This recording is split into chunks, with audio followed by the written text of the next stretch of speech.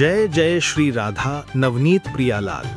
स्वागत है आपका श्री भक्तमाल अमर गाथा की इस नवीन और पावन श्रृंखला प्रभु प्राप्ति के मार्ग का अनुसरण करने वाले भक्त के तृतीय एपिसोड में। मेरे प्यारे भगवत प्रेमियों, आज का यह प्रसंग सूर्यवंश के उस महाप्रतापी सम्राट का है जिनके नाम से आज हम समुद्र को सागर कहते हैं। ये कथा केवल एक राजा की नहीं बल्कि प्रारब्ध, गुरु कृपा और अहंकार के विनाश की गाथा है। ये है इक्ष्वाकु वंश के मणिरत्न चक्रवर्ती सम्राट सगर। श्री भक्तमाल में इनकी कथा का वर्णन बहुत ही रोमांचक है जिसे हम आज विस्तार से सुनेंगे।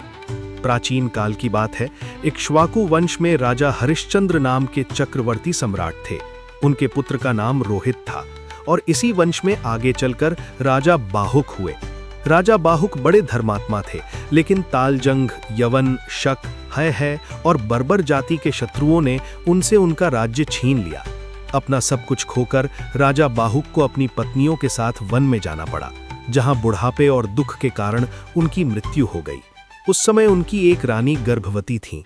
पति की मृत्यु के बाद वे भी उनके साथ सती होने को तैयार हो गईं, परंतु महर्षि औरव को यह मालूम था कि रानी गर्भवती हैं, अतः उन्होंने उन्हें सती होने से रोक दिया।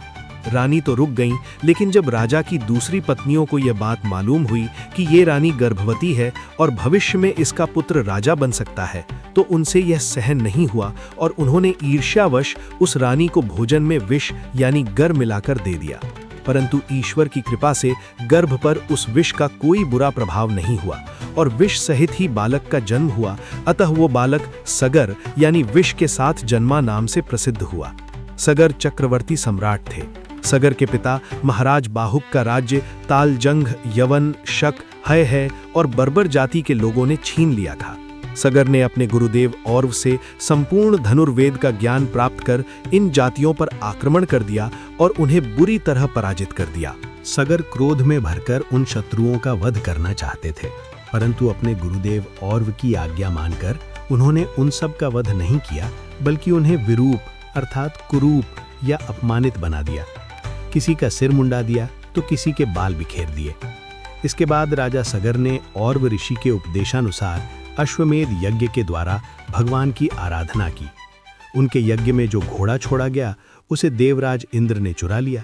उस समय महारानी सुमति के गर्भ से उत्पन्न 60,000 सगर पुत्रों ने अपने पिता की आज्ञानुसार घोड़े के लिए सारी पृथ्वी छान डाली। इन्हीं सगर के पुत्रों ने पृथ्वी खोदकर समुद्र बना दिया था, इसलिए समुद्र को सागर कहा जाता है। पृथ्वी को खोदते खोदते उन्हें पूर्व और उत्तर के कोने में कपिल मुनि के पास अपना घोड़ा दिखाई दिया। घोड़े को कपिल मुनि के आश्रम में बंधा देखकर वे 60,000 राजकुमार शस्त्र उठाकर ये कहते हुए उनकी ओर दौड़ पड़े कि यही हमारे घोड़े को चुराने वाला चोर है। देखो तो सही, इसने इस समय कैसे आंखें मूंद रखी हैं। ये पापी है, इसको मार डालो, मार डालो। उन उद्दंड राजकुमारों ने कपिल मुनि जैसे महापुरुष का तिरस्कार किया था, जिसके कारण उन सब के शरीर में ही आग जल उठी और वे सब के सब क्षण भर में भस्मीभूत हो गए। महाराज सगर की दूसरी पत्नी से असमंजस नाम का एक पुत्र उत्पन्न हुआ था। असमंजस के पुत्र का नाम था अंशुमान। वो अपने पितामह अर्थात दादा महाराज सगर का आज्ञाकारी था। उनकी आज्ञा से अंशुमान घोड़े को ढूंढने के लिए निकला।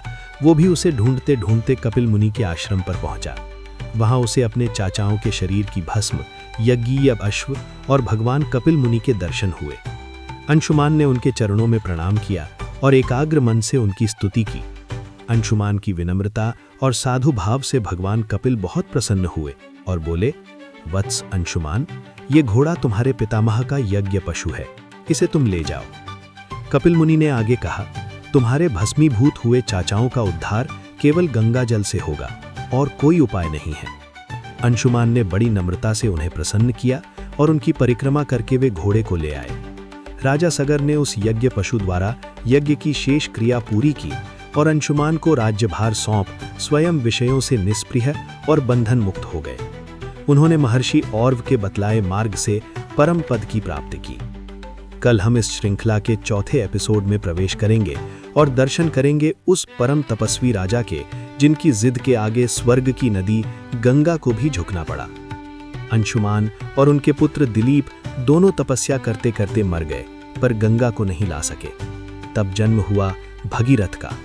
भगीरथ ने प्रतिज्ञा की कि मैं अपने पूर्वजों की राख को गंगा जल से पवित्र करके ही दम लूंगा। उन्होंने ऐसी कठोर तपस्या की कि ब्रह्मा जी को कमंडल से गंगा छोड़नी पड़ी और भगवान शिव को अपनी जटाओं में उन्हें रोकना पड़ा। कल सुनेंगे श्री भगीरथ जी और गंगा अवतरण की रोंगटे खड़े कर देने वाली कथा। कमेंट में भगवान कपिल को नमन करते हुए बोलिए, जय श्री कृष्णा, जय गंगा मैया, राधे राधे।